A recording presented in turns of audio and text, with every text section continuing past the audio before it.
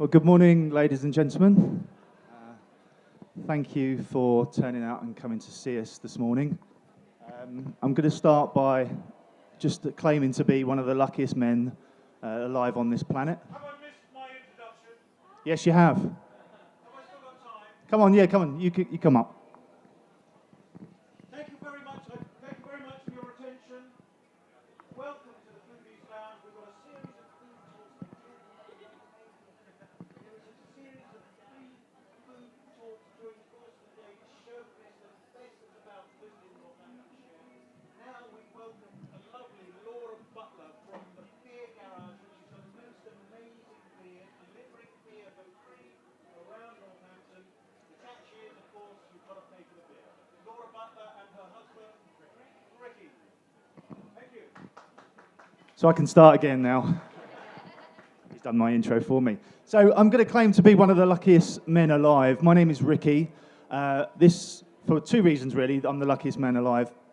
This is my beautiful wife, Laura, whose birthday it was yesterday, and I can't believe she's turned up today to do this, but she has. And the second reason is at home I have a garage, and it's stocked full of beer. So ladies and gentlemen, not only do I have a beautiful wife, but I've also got a garage full of beer at home. And we're going to talk to you today about one of our passions, which is beer.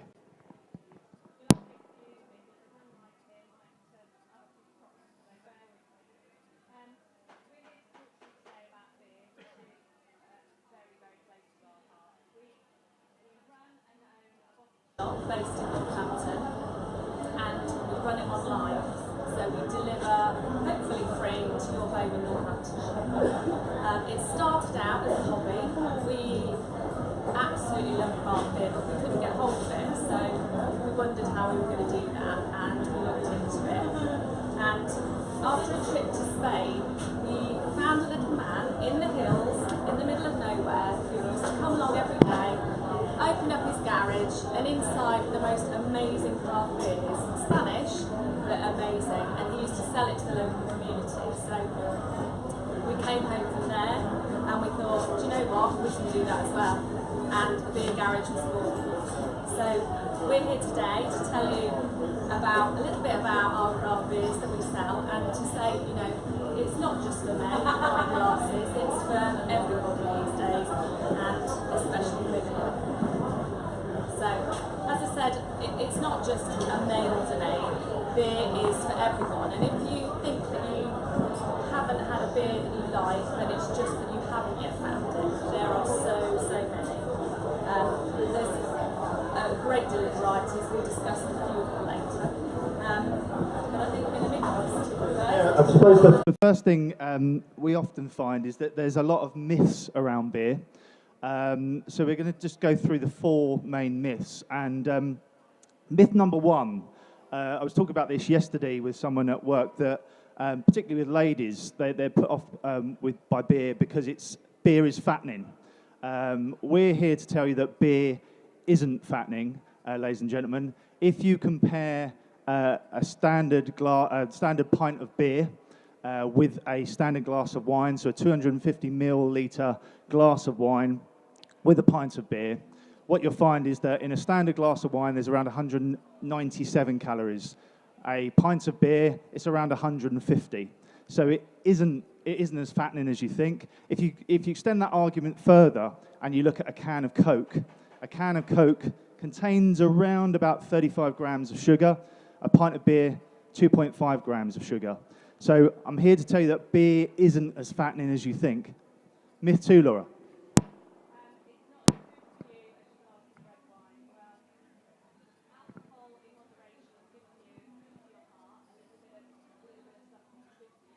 And beer, because it's lower in ABV, it's lower in alcohol, you can consume more of it, which is always good, and you can moderate it much easier. The other myth we often come across is beer makes me bloated. If you have the cheap yellow fizzy stuff, you know, that cheap yellow fizzy stuff, I won't go on about brands, it's for some people, not for us, but the cheap yellow fizzy stuff often contains one, more chemicals, and two, more CO2. But if you have the cask the keg, the bottle conditioned stuff, which is high-end quality artisan stuff, it doesn't make you bloated, ladies and gentlemen. Myth 4, that beer doesn't go as well with food. Yes, really good red or white wine goes really well with food, but we feel that beer is way, way more versatile, and there's way, way more different beers that you can match with food. I mean, an IPA is perfect for a spicy curry, and it dulls the flavours almost. And when you come to puddings, the array of beers that go with puddings is just amazing. It's not something that we feel that wine can even compete with. So, You can talk about glasses. Basically, we think that the glass is actually the first port of call, one of the most important things before you even decide to pick on which beer that you want. So we brought 3 today, they're all on here. And the shape and design of the glass is really important, and that can enhance the flavour and also the aroma. So the glass that I regularly drink at home, and I do regularly drink, ladies and gentlemen, it's become a bit of a hobby now. Laura has got a garage full of beer, is the tulip glass. So I'm rather in love with this glass. It's gorgeous, so it's normally in my left hand of most of an evening. And the reason I like the tulip glass is that, again, you can swirl the beer around. It goes into your nose to release the aroma. And the other thing about the tulip glass, I think it looks rather perfect. I think it reminds me a bit of my wife, but I'm only saying that because she's here today. And it goes really, really well with pale ales and strong ales. But Laura doesn't think this is the best glass. We regularly have a fight about this, but Laura thinks this other glass is the best glass. For me, the way forward is the Teku glass, especially for the ladies out there. It sort of smacks of a wine glass. It's very fashionable, it's the thing at the moment, and it was actually designed in Italy. So, it was designed with an Italian brewer and a designer, and they came up with the angular form, which basically holds the taste and the aroma in. It's got a long stalk stem, so that you can hold your beer and not fill it up, so you can have that nice chilled beer. And it has the flared rim at the top, which holds the head of the beer and also directs the aroma straight to your nostrils. So that is perfect, I think, and the way forward if you have it. Our third favourite is the snifter. This is sometimes called the balloon glass, very similar to a brandy glass. So again, you can swirl this. As you can imagine, at home, I'm normally sat on the sofa in front of a log fire with my feet up, and Laura brings me a beer, of course. And again, it releases the aroma. This glass here, really good with strong ales, lambic ales as well, and any kind of brown ale that we tend to drink from here. So that one's called the snifter, ladies and gentlemen. So we often have a stall, we go to lots of events, and at my stall I often get asked, I don't know where to start, I don't know what to drink. And the first question we ask is, so what do you normally drink? And some people will say, I drink white wine. So for me, if somebody drinks a white wine and hasn't had craft beer before, I would say, well, go with a really nice Pils that have it chilled in a nice glass. That's the way forward. Or maybe a New Zealand pale ale, which is a little bit floral and a bit juicier. So having that cold in a nice glass, and probably with a white wine drink, sort of start off. If you're a G&T lover or you like cider, then perhaps start with a saison. That's again chilled, and it's a touch fruitier, so that's a good start for G&T and cider drinkers. Or perhaps if you're a red wine drinker, then you go straight to the porters and stouts, and that's a really nice full-bodied drink. The first beer that we're going to talk to you about today, and we're going to give you some samples of, ladies and gentlemen, is the pale ale. which we brought a pale ale with us today. It's the one in the green bottle, which Laura's going to talk about the background to it in a moment. But the pale ale sort of covers a vast array of different beers. It normally denotes a beer that is copper to golden in colour, and normally it will cover beers such as your bitter, your ESB, your golden ale, your saison, which we're also going to talk to you today, and your IPA. And we often get asked at a store, one of the most common questions is, what's the difference between an IPA and a pale ale? Does anyone know? Let me tell you. I thought Laura might I know. didn't know before I got into all of this. So, basically, back in the 18th century, people were drinking pale ales, and they needed to get the pale ales over to the colonials in India. So, basically, they hopped the pale ales within an inch of their lives, so that they would preserve for the journey over to India.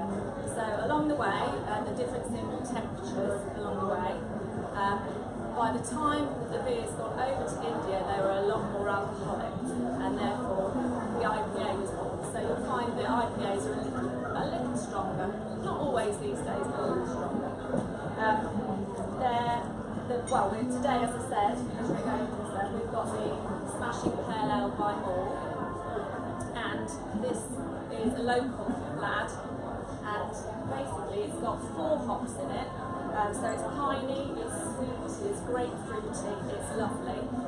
And just to give you an idea, pale ales have 4, a beer in fact has 4 ingredients, so we've got 95% water, so it's technically good for you.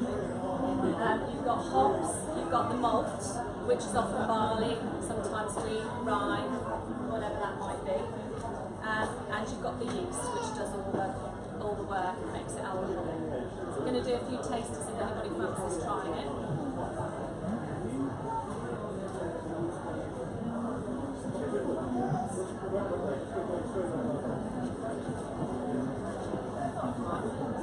Would you like to try?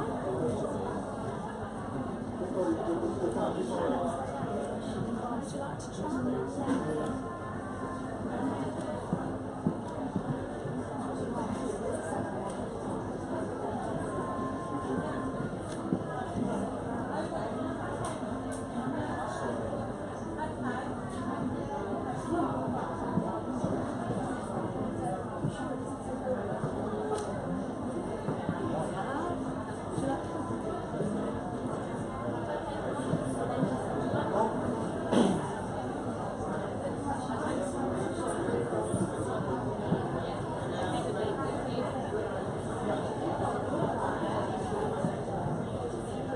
One here.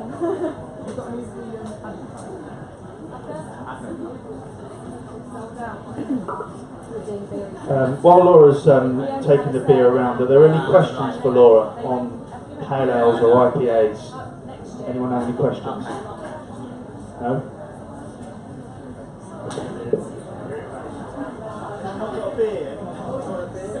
Yeah, a few more.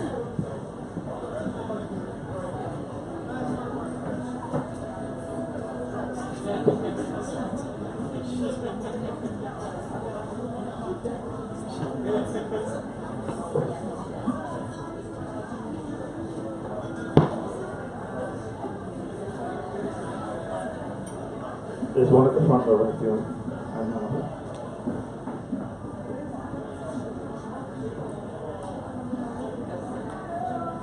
I don't think we've bought enough, but we have got a garage full of the stuff at home if you want to order some. I will do a shameless plug. Laura doesn't like me coming up here often, so I'm a bit of a salesman, so I prefer to talk about the beer garage. We do have an online site. It's called www.thebeergarage.co.uk. We do deliver to all of Northamptonshire, most of which is free, so we deliver to your door. I'm out mostly on a Friday and Saturday night delivering to people's doors, and we have got a huge array of Christmas gift packs, Christmas crates and all sorts that we put together. We do different mix packs, like we do what we call a Magic 6 and a dirty dozen that kind of introduces you to beer. I can see some of the people in the crowd today that have already tried it. And the last thing that we do is we have a beer club. Beer club is a monthly subscription to us, and you try 6 to 12 beers each month, each beer being different. You never have the same beer twice. You can start the subscription whenever you want, and again, we deliver that free to your door if you want to try different beers. So just bear that in mind. So while you enjoy your pale ale, we're going to move on to the second beer that we brought with us, which is in the middle of the table, and it's called a saison. Does anyone know what the word saison means? No? Okay, so I didn't know this, but being married to a beer guru, it does help. So saison is the French word for season, and saisons were most frequently brewed in the winter season and then stored for the following fall's harvest. And normally they were brewed on farmland for agricultural workers. And the great thing about saisons is that they allow brewers to experiment with different flavours, different ingredients, normally fruit, and there's some wonderful, wonderful saisons out there. And Laura's going to tell you a bit about the one that we brought with us today called Siberia. Okay, so this is from a brewery that's based in Yorkshire called Ilkley. And they've been brewing for about 200 years, and they're very well known because of the water that they use is very, very pure. So that inflicts onto the flavours of the beer and the aromas. This saison here, they've incorporated rhubarb, so that's the seasonal fruit. And the sour rhubarb balances so well with the yeast of the saison. It's got 3 hops in it, and it was brewed alongside, I don't know whether you're aware of this lady, Melissa Cole, which is the ladies' beer guru that's out there now. So she helped come up with the ingredients, and so this is what we have to bring to today. So it's a little bit hazy sometimes because it's bottle conditioned, and it's got a really bittersweet finish. So we'll pour a few of those and we'll try those. I'll try one of these.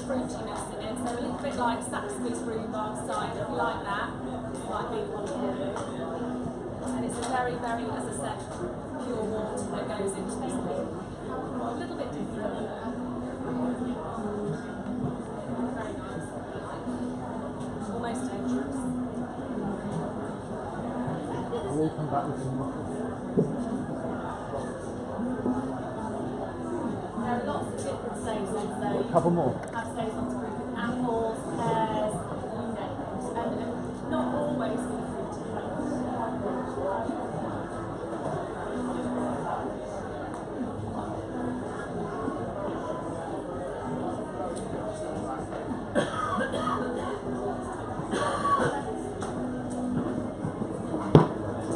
We do have a range of different saisons at home, but this is one of Laura's favourite. I'm actually travel up to Leeds quite a bit with my job, and Ilkley Brewery is a fantastic brewery. They have a huge, diverse range of different beers, and they're in Ilkley they're well renowned for the purity of their water, so it gives it that kind of soft edge to it, and the rhubarb saison is one of the best.